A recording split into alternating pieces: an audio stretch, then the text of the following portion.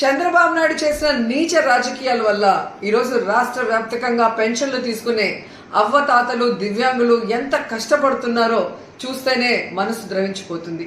ఎందుకంటే ఈరోజు చంద్రబాబు నాయుడిని ఇష్టపడే వాళ్ళు ఈ రాష్ట్రంలో ఎవరూ లేరు. కేవలం అవ్వతాతలంతా కూడా జగనన్న పరిపాలనలో పెన్షన్లు టెన్షన్ గా పొద్దున 5 గంటలకే ఇంటికి చేరుస్తుంటే నా బిడ్డ బాగుండాలి అని వాళ్ళు ఇచ్చిన దీవెనను చూసి కక్ష గట్టి తన యొక్క ఫాలోయర్స్ ఎవరైతే ఉన్నారో తొత్తులు నిమ్మగడ్డ రమేష్ అచ్చెన్నాయుడుతో ఎలక్షన్ కమిషన్ కి ఈరోజు వాలంటీర్ల మీద కంప్లైంట్ చేయించి ఆ వాలంటీర్ వ్యవస్థ పెన్షన్లు ఇవ్వకూడదని చెప్పి ఈరోజు బ్యాంకుల్లో వేయమని ఎలక్షన్ కమిషన్ చెప్పే పరిస్థితి తీసుకొచ్చారు. దానివల్ల ఎండల్లో దాదాపుగా 45 పైన ఉంది, 46, 47 డిగ్రీస్ లో ముసలోళ్ళు ఈరోజు బ్యాంకుల దగ్గర పడికాపులు కాస్తుంటే దాంట్లో కొంతమంది మరణిస్తుంటే నిజంగా చాలా బాధేస్తుంది, ఏడుపు వస్తుంది. కానీ చంద్రబాబు నాయుడికి మనసు అనేది లేదు.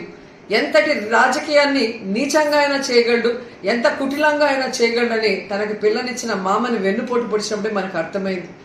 58 నెలలు ప్రజలకి కష్టం లేకుండా సచివాలయ వాలంటీర్ వ్యవస్థ ద్వారా జగన్మోహన్ రెడ్డి గారు ప్రతి సంక్షేమాన్ని ఈవెన్ పెన్షన్ రైస్ తో సహా పేద ప్రజల ఇళ్లకే పంపిస్తుంటే ఈరోజు కక్ష కట్టి 1 నెల గ్యాప్ వచ్చే ముందుకి ఎలక్షన్ కమిషన్ కి కంప్లైంట్లు ఇచ్చి ఏ విధంగా ప్రజల్ని ఎండల్లో తిప్పి వాళ్ళ మరణానికి కారణమవుతున్నారో ప్రతి ఒక్కరు కూడా గమనించాల్సిన విషయం.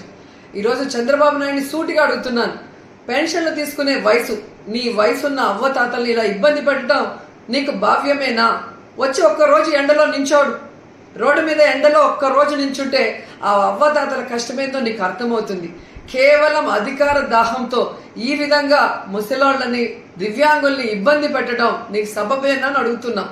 సో ఖచ్చితంగా మీ గ్రామాల్లోకి తెలుగుదేశం పార్టీ వాళ్ళు కానీ జనసేన వాళ్ళు కానీ ఓట్లకు వస్తే చొక్కా పట్టుకొని నిలదీసి ఆ చంప ఈ చంప వాయించండి. రాబోయే ఎన్నికలు మే 13 జరిగే ఎన్నికల్లో మిమ్మల్ని ఇంత ఇబ్బంది పెట్టిన ఆ చంద్రబాబు నాయుడిని, ఆ బీజేపీని, ఆ యొక్క జనసేనని తరిమి కొట్టండి అని కూడా ప్రతి ఒక్కరిని కూడా కోరుకుంటున్నాను. జగనన్న ఉంటేనే అన్ని ఇంటికి వస్తాయి, అందరూ సంతోషంగా ఉంటారు, సుఖంగా ఉంటారు, ఏ కష్టం లేకుండా పేదవాళ్ళందరూ కూడా. కానీ చంద్రబాబు నాయుడు అనేవాడు ఇంకా రాకముందే నెల రోజు ఎలక్షన్ కమిషన్ లో చేతిలోకి ప్రభుత్వం పోగానే ఎలా బిహేవ్ చేస్తున్నాడు, తన తొత్తుల్ని పెట్టి కంప్లైంట్ ఇచ్చనేది ప్రతి ఒక్కరు కూడా గుర్తుపెట్టుకోవాలని తెలియజేసుకుంటున్నాను.